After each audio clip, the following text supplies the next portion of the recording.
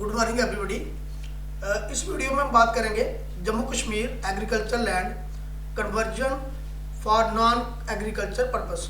जो एग्रीकल्चर ज़मीन है, जो खेती बाड़ी वाली ज़मीन है, उसको अगर नॉन एग्रीकल्चर पर्पस यानी कि रेजिडेंशियल के लिए, रेशी के लिए या कमर्शियल के लिए, व्यावसायिक तौर पे बिजनेस के लिए अगर उस ज़मीन को कन्वर्ट करना है तो उसके लिए Jammu and Kashmir agricultural land conversion for non agriculture regulation है 2022 का। तो ये डील करता है किस तरीके से एग्रीकल्चरल ज़मीन को नॉन एग्रीकल्चर ज़मीन में यानी कि रेजिडेंशियल में या कमर्शियल में या किसी और पर्पज़ के लिए, इंडस्ट्रियल पर्पज़ के लिए या बिजनेस सेटअप के लिए किस तरीके से उसको कन्वर्ट कर सकते हैं। तो इस वीडियो में हम देखेंगे इसके बारे में।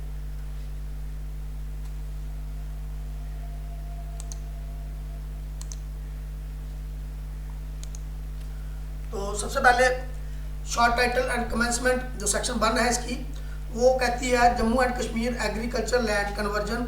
इस एक्ट का नाम है और ये गवर्नमेंट गजट में जैसे ही पब्लिश हुआ उसी के साथ जिस दिन को पब्लिश होगा उसी दिन में ये क्या हो जाएगा, एप्लीकेबल भी हो जाएगा। यानी कि ये अभी एप्लीकेबल हो चुका हुआ है।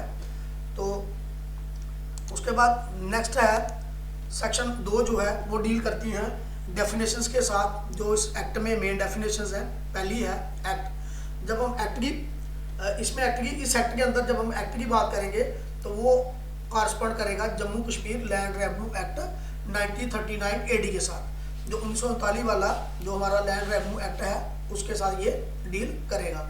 यानी कि उसमें जब भी हम इस के दौरान एक्ट की बात करेंगे तो JNK लैंड रेवेन्यू एक्ट, क्योंकि वही एक मास्टर एक्ट है जम्मू कश्मीर लैंड रेवेन्यू का, तो उसी के ऊपर ये डिपेंड है।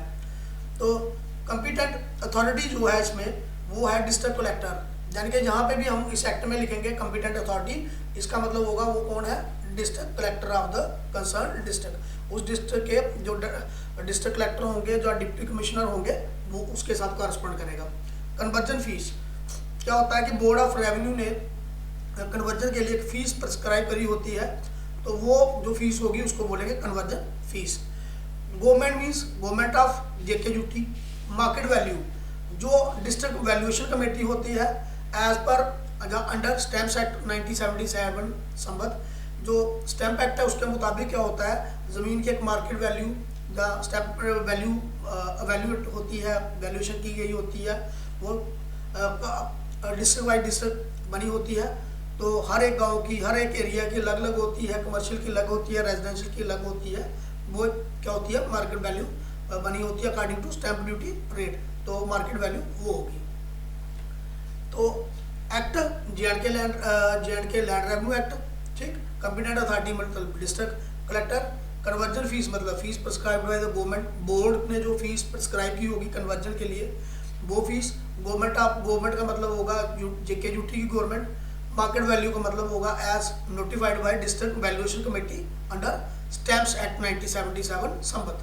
तो ये कुछ डेफिनेशंस इसमें आएंगी। तो जब हम आगे एक्ट पढ़ते जाएंगे तो इसमें डेफिनेशंस आती जाएंगी। तो ये इनका मीनिंग ये है। उसके बाद क्या है कि परमिशन जो फॉर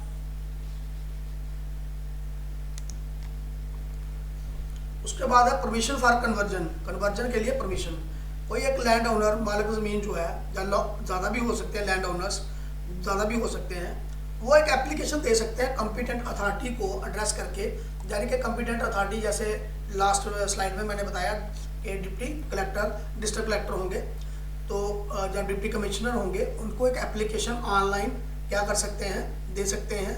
किसके लिए, परमिशन लेने के लिए कि हमें एग्रीकल्चर लैंड को किस में कन्वर्ट करना है, नॉन एग्रीकल्चर पर्पस के लिए उसको यूज़ करना है।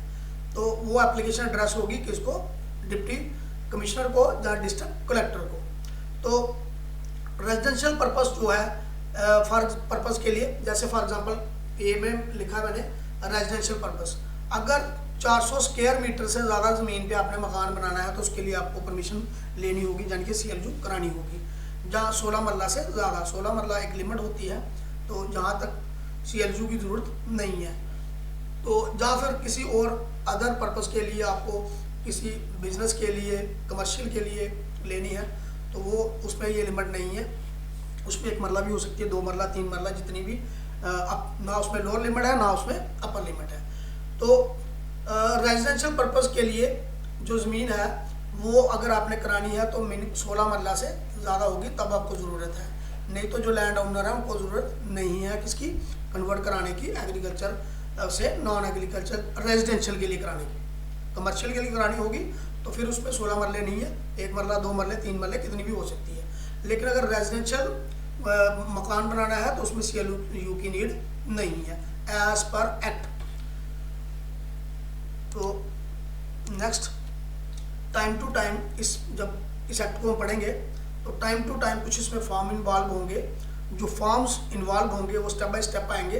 पहले तो जो फॉर्म 1 है ये ऑनलाइन एप्लीकेशन जो एप्लीकेंट CLU के लिए करेगा तो वो फॉर्म 1 होता है जिसके ऊपर वो अप्लाई करता है, यानी कि डिस्ट्रिक्ट कलेक्टर को जो रिक्वेस्ट देता है, एप्लीकेशन भेजता है, वो उसके ऊपर क्या होता है, वो जो फॉर्म होता है ऑनलाइन जो फॉर्म होता है वो फॉर्म होता है 1। क्या होता है वो फॉर्म 1, ठीक। तो फॉर्म 1 जो है online application by applicant for CLU। जो फॉर्म 1 है ये एक एप्लीकेशन होती है, रिक्वेस्ट होती है किसको, डिप्टी कमिश्नर को, और उसमें कुछ चीज़ें मेंशन होती हैं।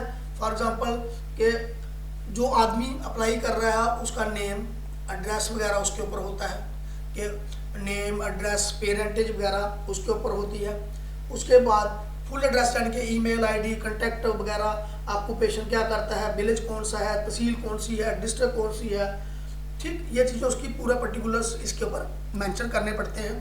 उसके बाद इसी के ऊपर फॉर्म 1 के ऊपर जब एप्लीकेंट अप्लाई करता है तो ज़मीन का कौन सा खसरा नंबर में वो अप्लाई कर रहा है, उसका कौन सा खाता क्या है ज़मीन का और खेवट क्या है ये भी मेंशन करना पड़ेगा। उसको खसरा नंबर, खेवट, खाता ये सब मेंशन करना पड़ेगा। अब उसके पास जो ज़मीन है वो आई कैसे है, कि उसने इनहेरिटेंस में ली है, यानी कि उसके फादर से उसको आई है, पुश्तैनी उनकी ज़मीन है, जहाँ उन्होंने गिफ्ट डीड से ली है, जहाँ सेल डीड रजिस्ट्री से ली है। जिस तरीके से भी उसने ज़मीन अक्वायर की है वो मेथड भी यहाँ पे उसको मेंशन करना होगा। अगर उसने फादर से ली है, फादर की ज़मीन है उसकी, मतलब फादर की डेथ होने के बाद उनको म्यूटेशन हुई जिसको विरासती इंतकाल कहा जाता है, तो वो इनहेरिटेड ज़मीन हो गई। तो इनहेरिटेड ज़मीन है वो मेंशन करना पड़ेगा। जहाँ सेल की हुई है, मतलब उसने खरीदी हुई है, रजिस्ट्री की हुई है, the gifted what ever the way of, किसी तरीके से उसको जो प्रॉपर्टी मिली है वो उसको यहाँ पे मेंशन करना पड़ेगा। अब उसको ये भी मेंशन करना है यहाँ पे कि पर्पस, किस पर्पस के लिए वो ज़मीन ले रहा है, CLU करा रहा है, वो क्या पर्पस है, किसके लिए वो उसका बाद में यूज़ क्या करेगा, वो उसको रेजिडेंशियल करेगा, कमर्शियल करेगा, शॉप्स बनाएगा, द बिजनेस एस्टेब्लिशमेंट होगी, जो भी है वो उसको यहाँ पे करना पड़ेगा। अब टोटल एरिया कितना वो ले रहा है, एरिया कितना कन्वर्ट करा रहा है वो भी लिखना पड़ेगा, ठीक। तो इस समय जो ज़मीन का यूज़ क्या हो रहा है, ऑटोमेटिकली वो एग्रीकल्चरल यूज़ ही होगा, तो एग्रीकल्चर यूज़ क्या हो रहा है कि नहीं हो रहा है वो भी मेंशन करना पड़ेगा। अब उसके बाद उसको ये भी मेंशन करना पड़ेगा यहाँ पे कि ज़मीन जो है रूरल में है कि अर्बन में है, रूरल में है कि अर्बन में है, ये चीज़ उसको मेंशन करनी पड़ेगी। उसको ये मेंशन करना पड़ेगा क्या ज़मीन जो है वो एयरपोर्ट के पास है, क्या ज़मीन रेलवे स्टेशन के पास है, रेलवे लाइन के पास है, नेशनल हाईवे के पास है, डिफेंस एरिया के पास है, ये सारी चीज़ें उसको मेंशन करनी पड़ेगी इस फॉर्म में। क्या कहीं एक्विजिशन तो नहीं हुई है, किसी ज़मीन रोड पे तो नहीं आई है, ये मेंशन करना पड़ेगा, ठीक है। और कुछ और पास्ट में उस ज़मीन के साथ क्या एग्रीकल्चर के लिए आपने अप्लाई किया था, रिजेक्ट तो नहीं हुई है, वो चीज़ें मेंशन करनी पड़ेंगी, ये सब करना पड़ेगा। उसके बाद फॉर्म 2 होता है रिकमेंडेशन, फीस के लिए जब रिकमेंडेशन जो कमेटी रिकमेंड कर देती है तो फीस डिपॉजिट करने के लिए फॉर्म 2 होता है, वो अगले वीडियो में हम देखेंगे पूरा डिटेल में। परमिशन मिलती है फॉर्म 3 से, परमिशन ऑफ CLU, और फॉर्म 4 जो होता है वो होता है format to be maintain, district collector के ऑफिस में फॉर्म मेंटेन किया जाएगा और वो बोर्ड ऑफ जो रेवेन्यू अथॉरिटी है उसको मंथली जमा भी कराया जाएगा। इस वीडियो में इतना ही। Thank you so much for watching this video. अगले वीडियो में हम फॉर्म 2 से दोबारा शुरू करेंगे, तो फिर इसको डिटेल में पढ़ेंगे। तब तक के लिए थैंक यू सो मच।